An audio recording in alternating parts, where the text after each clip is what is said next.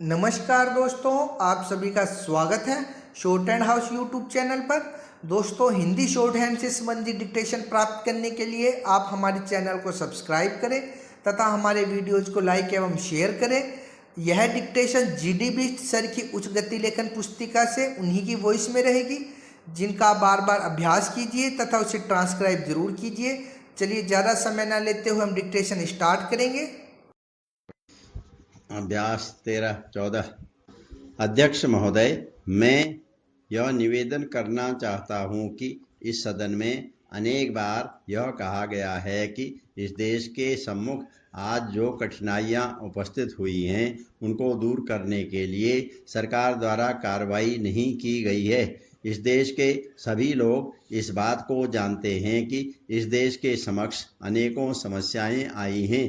पाकिस्तान एवं बांग्लादेश से आए हुए विस्थापितों को बसाने में ही इस देश का अरबों रुपया खर्च हो चुका है। इस देश की गरीब जनता करों के बोझ से लाद दी गई है, फिर भी उसने किसी भी समय इस बात पर आपत्ति नहीं की। सरकार द्वारा कार्यवाही करने या न करने का प्रमाण आप किस प्रकार से दे सकते हैं, यह बात मेरी समझ में नहीं आती। कुछ साल पहले अनेक स्थानों पर यह चर्चा आरंभ हो चुकी थी कि इस देश के सभी लोगों को आपस में सहयोग करना चाहिए। अभी मुझसे पहले बोलने वाले माननीय सदस्यों ने कहा कि 2-4 साल तक हमारी ग्रामीण जनता को पीने का पानी भी उपलब्ध नहीं था। आज उन्हें हर प्रकार की सुविधाएं प्राप्त हैं। उनके लिए अस्पताल, स्कूल और कॉलेज खोल दिए गए हैं। आज पढ़े लिखे लोगों की संख्या कुछ वर्ष पहले की संख्या से 3 गुनी अधिक है। अतः आलोचना करने के पहले इस सदन के सदस्यों को चाहिए कि वे देश के प्रमुख स्थानों में जो प्रगति हुई है पहले उसके बारे में जानकारी हासिल करें और फिर यहाँ आलोचना करें। इस देश के लोग भले ही गरीब हैं, किंतु पिछले अनेक सालों से देश में हुई प्रगति को नज़रअंदाज नहीं किया जा सकता है। ऐसी स्थिति में इस देश के करोड़ों लोग आपसे और संसद से यह अपेक्षा रखते हैं कि जो कुछ उपलब्धियां हमें प्राप्त हुई हैं उनके बारे में देश के कोने कोने में जाकर लोगों को अवगत कराया जाना आवश्यक है। ऐसा करने से ही उनका मनोबल बढ़ेगा और इस देश की उन्नति में उन्हें विश्वास होगा। भले ही इस देश के सामने अनेक चुनौतियां आई हैं, किंतु इस देश ने कभी भी सच्चाई का रास्ता नहीं छोड़ा है। अतः मेरा सुझाव यह है कि संसद सदस्यों की यह जिम्मेदारी होनी चाहिए कि वे गांव-गांव में जाकर देश की प्रगति के बारे में लोगों को जानकारी दें। ऐसा करना देश के हित में होगा, आपके हित में होगा और जनता के हित में भी होगा। भारतवर्ष संसार में सबसे बड़ा लोकतंत्र है और इसे बचाए रखने के लिए हमें भरसक प्रयत्न करना होगा। इसके लिए हर एक आदमी का यह कर्तव्य होना चाहिए कि वह अपने हित को ही ध्यान में रखते हुए कार्य न करे, बल्कि देश का हित सर्वोपरि होना चाहिए।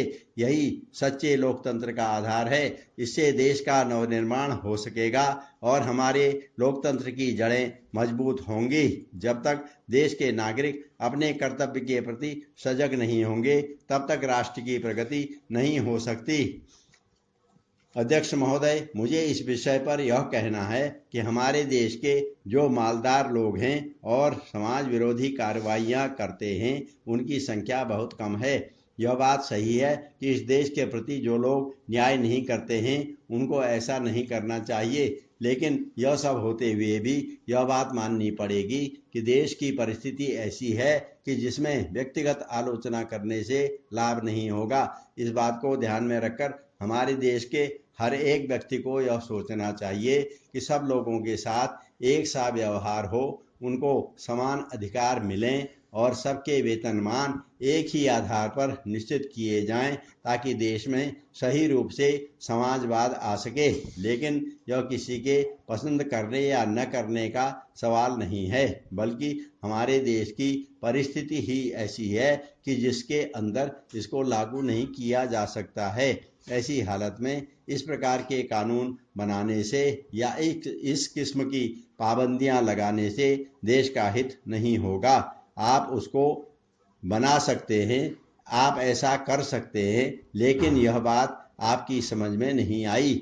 इस संसार में और भी बहुत सी चीजें हैं जिनको अक्ल के फंदे में नहीं बांधा जा सकता है, और हमारे देश का जो जनजीवन है उसमें इस किस्म की पाबंदियां नहीं लगाई जा सकती हैं। इसलिए मैं इसका विरोध करता हूं और मंत्री जी से प्रार्थना करना चाहता हूं कि इस विधेयक को इस देश की जनता के हित में वापस ले लें। लेकिन इसका मतलब यह नहीं है कि मैं देश की प्रगति नहीं चाहता हूं। यहाँ पर बहुत से माननीय सदस्य हैं जो कहते हैं कि वे इस बात का समर्थन करते हैं, लेकिन वास्तविक स्थिति यह है कि वे यहाँ तो आपका समर्थन करते हैं और बाहर इस बात का विरोध करते हैं। आपको समझ लेना चाहिए कि जब तक आपकी पार्टी के लोग इसका विरोध करते हैं, तब तक आपको इस बात को ध्यान में रखना पड़ेगा कि देश की जनता के ऊपर इस प्रकार का कानून नहीं लादा जा सकता है। इसलिए मैं यह निवेदन करना चाहता हूं कि जब तक हम अपनी नीति में मूलभूत परिवर्तन नहीं करेंगे जिससे लोगों में विश्वास पैदा हो सके, तब तक आपकी नीतियां इस देश में सफल नहीं हो सकेंगी। आपको हर एक नागरिक को यह विश्वास दिलाना होगा कि गरीब से गरीब को भी किसी प्रकार से परेशान नहीं किया जाएगा और हर एक को रोटी, कपड़ा और मकान दिए जाएंगे। हर एक आदमी को विकास का पूरा मौका दिया जाएगा। तो मैं चाहता हूं कि सरकार इस सिद्धांत को स्वीकार कर ले और देश की जनता के सामने इस बात की घोषणा करे।